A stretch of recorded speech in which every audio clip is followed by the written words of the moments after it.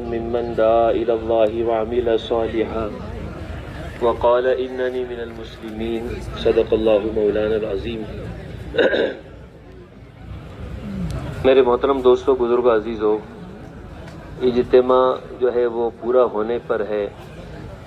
لیکن کام جو ہے یہ قیامت تک کے لیے ہے، دعوت قیامت تک کے لیے ہے،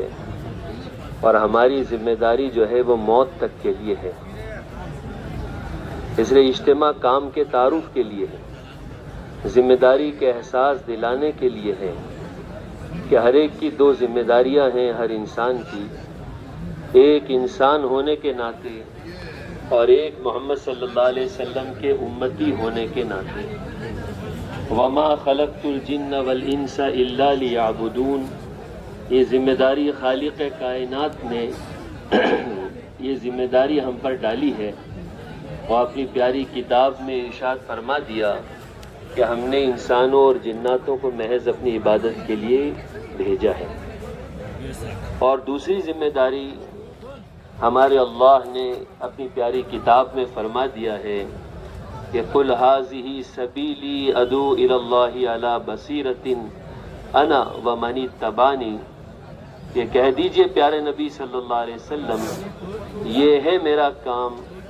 یہ ہے میرا راستہ،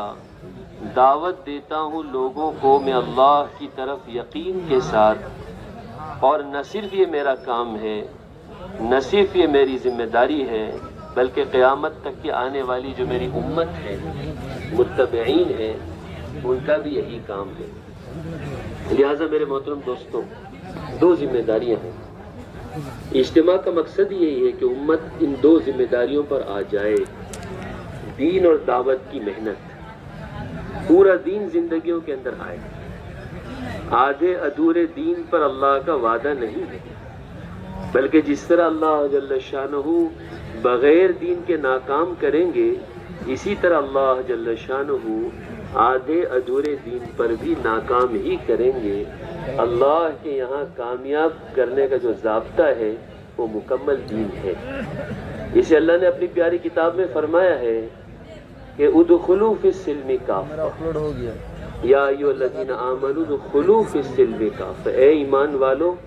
پورے اسلام کے اندر داخل ہو جاؤ۔ پورا اسلام مطلوب ہے، آدھا ادھر آدھا ادھر اس کی کوئی گنجائش نہیں۔ افتؤمنون ببعض الکتاب وتکفرون ببعض،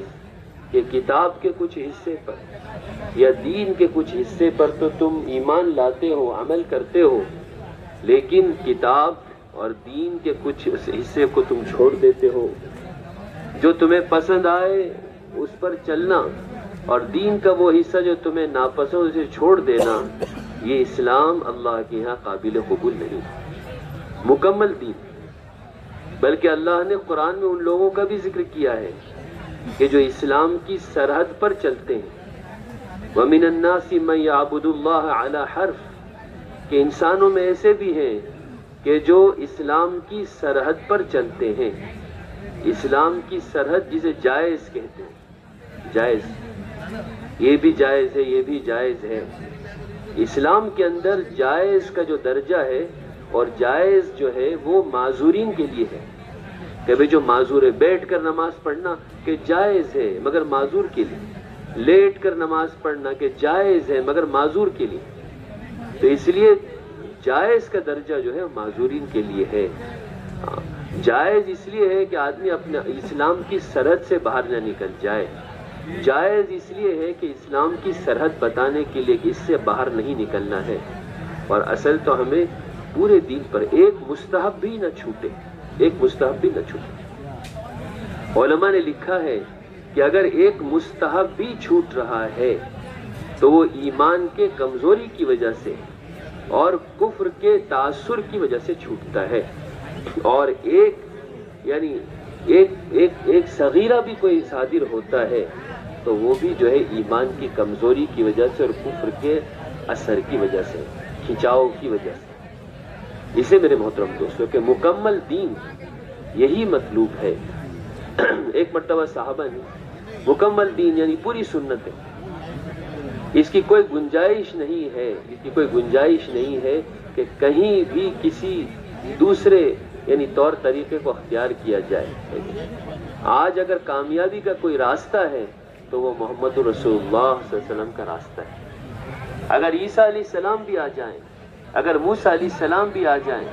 اور ان کی وہ شریعتیں اور ان کی زندگی گزارنے کے جو طریقے اللہ کی طرف سے انہیں دیے گئے تھے اس طریقے پہ بھی زندگی گزار لیں، حضور صلی اللہ علیہ وسلم فرمائے کہ تب بھی وہ کامیابی تک نہیں پہنچیں گے۔ کامیابی کا راستہ ایک ہی ہے، محمد الرسول اللہ کا راستہ۔ ہمارے حضرت مولانا یوسف صاحب رحمۃ اللہ علیہ فرمایا کرتے تھے کہ جس محمد الرسول اللہ صلی اللہ علیہ وسلم کے طریقوں نے آ کر آسمانی کتابیں اور پچھلے نبیوں کی شریعتیں اور ان کی سنتوں کے راستے بند کر دیے ہیں، تو پھر آج مسلمان سنتوں سے ہٹ کر غیروں کے طریقوں میں چل کر کس طرح کامیاب ہو سکتا ہے؟ اس لیے میرے محترم دوستو، ہمیں پورے دین پر آنا ہے، پوری سنتوں پر آنا ہے۔ اس لیے کہیں بھی چاہے سنت عادت ہو، سنت عبادت ہو، کہیں ذرہ برابر بھی اگر مشابہت ہے غیروں کی تو پھر وہ غیروں کے اثر کی وجہ سے ہے، ایمان کی کمزوری کی وجہ سے ہے۔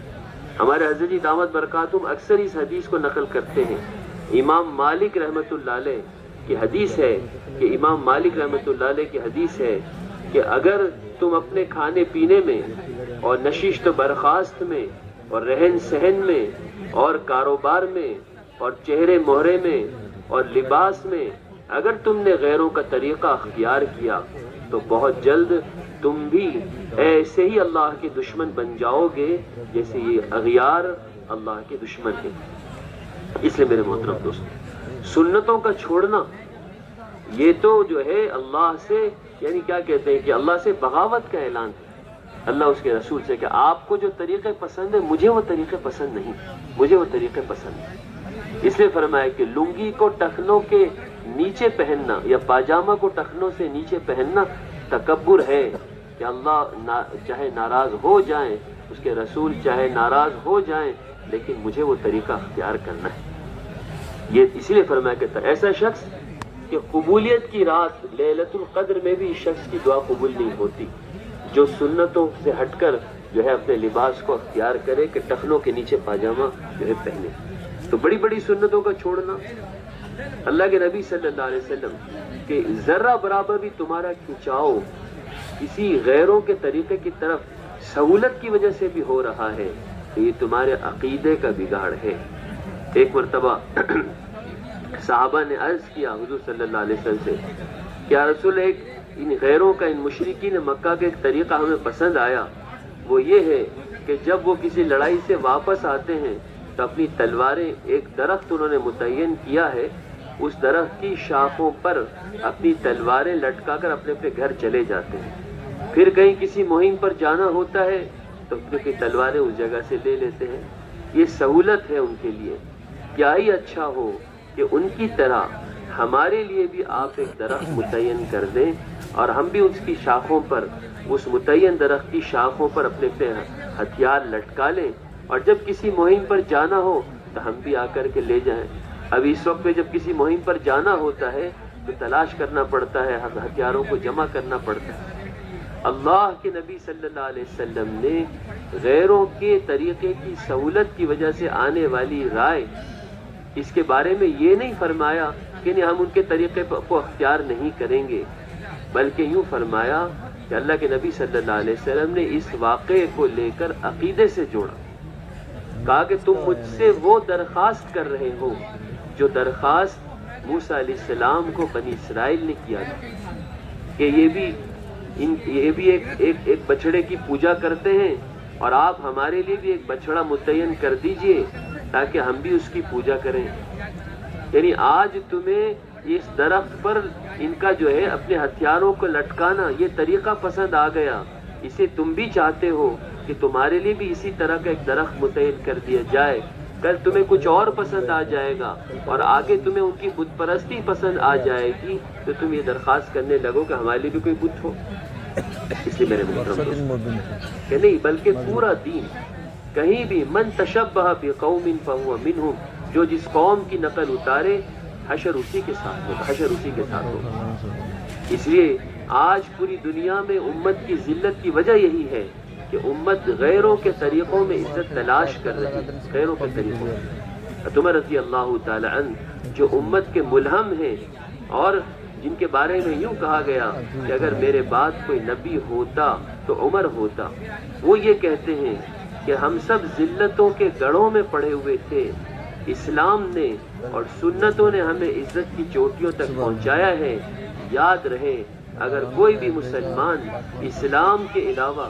اور سنتوں کے علاوہ کسی اور طریقے میں عزت کو تلاش کرے گا تو اللہ جل شانہ اس کو پوری دنیا کے سامنے ذلیل کر کے رکھے گا۔ آپ خود سوچ سکتے ہیں کہ آج مسلمانوں کے ذلت و خواری کی وجہ اور مغلوب ہونے کی وجہ، میں عرض کر رہا تھا کہ پورا دین زندگی میں آئے، یہ ہماری سب سے پہلی ذمہ داری ہے، پورا دین زندگی کے اندر آئے۔